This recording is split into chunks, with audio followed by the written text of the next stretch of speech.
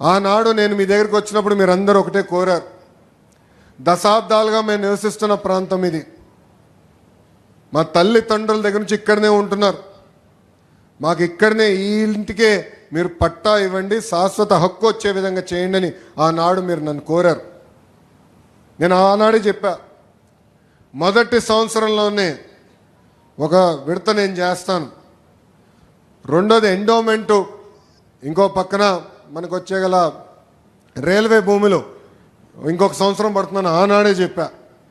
అటవీ శాఖ భూములు వచ్చే అటవీ, అదేవిధంగా కాల్వ కానివ్వండి, కొండ పోరంబో కానీ అది కొంచెం టైం పడుతుందని ఆనాడే చెప్పా.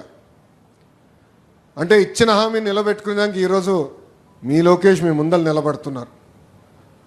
వేదికమైన నాయకులందరూ, అంటే Telugu Desam party, Janasena party, Bharatiya Janata party నాయకులందరూ కలిసికట్టుగా అధికారులతో వచ్చి మీ ఇంటికి వచ్చి కొలతలేసి, మీ దగ్గర నుంచి ఒక కప్పు టీ తాగలేదు, ఒక బాటిల్ నీరు కూడా తీసుకోలేదు తల్లి.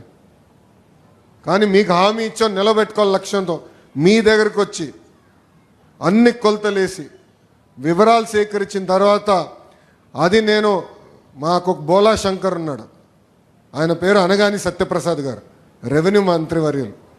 ఆయనకి చెప్పి, అన్న ఇది ఉంది మా మంగళగిరిలో ఈ సమస్య ఇట్లా ఉంది, మీరు అన్ని రకాలుగా సహకరించాలి, ఇది కేవలం మంగళగిరికే కాదు రాష్ట్ర ప్రజలకి పనికొచ్చే జియో అవుతుంది, దయచేసి మీరు కూడా సీరియస్గా తీసుకోమని అంటే ఆయన ప్రోత్సాహం మేరకు ఈరోజు మొదటి విడతలో సుమారుగా, అంటే ఇంకా రోజు రోజు పెరుగుతున్నాయి, కానీ ఇప్పటికీ దాదాపు 3200 కుటుంబాలకి ఉచితంగా ఇంటి పట్టాలు ఎన్డీఏ ప్రభుత్వం అందజేస్తాం జరుగుతుంది. అమ్మా, ఈరోజు ఆ ఆస్తి విలువ 1000 కోట్ల రూపాయలు. నేను ఇచ్చే పట్టా మీరు తీసుకెళ్ళి రిజిస్టర్ చేసుకోవచ్చు, ఇమ్మీడియట్గా రిజిస్టర్ చేసుకోవచ్చు. 2 సంవత్సరాల తర్వాత అమ్ముకునే హక్కు కూడా మీకు వస్తుంది. అంటే శాశ్వత హక్కు ఈరోజు ఎన్డీఏ ప్రభుత్వం మీకు అందజేస్తుంది. ఇది మనందరికున్న దశాబ్దాల కళ. మీరందరూ నాకు చెప్పింది ఈ విషయమే. ఆ హామీ నిలబెట్టుకునే దానికే మీ లోకేష్ మీ ముందర నిలబడ్డారు.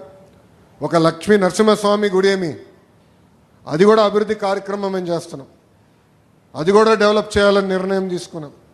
భూగర్భ డ్రైనేజ్ విషయం ఇప్పుడే చెప్పా, పార్కులు చెరువుల విషయం చెప్పా, 100 పడకల ఆసుపత్రి విషయం చెప్పాను.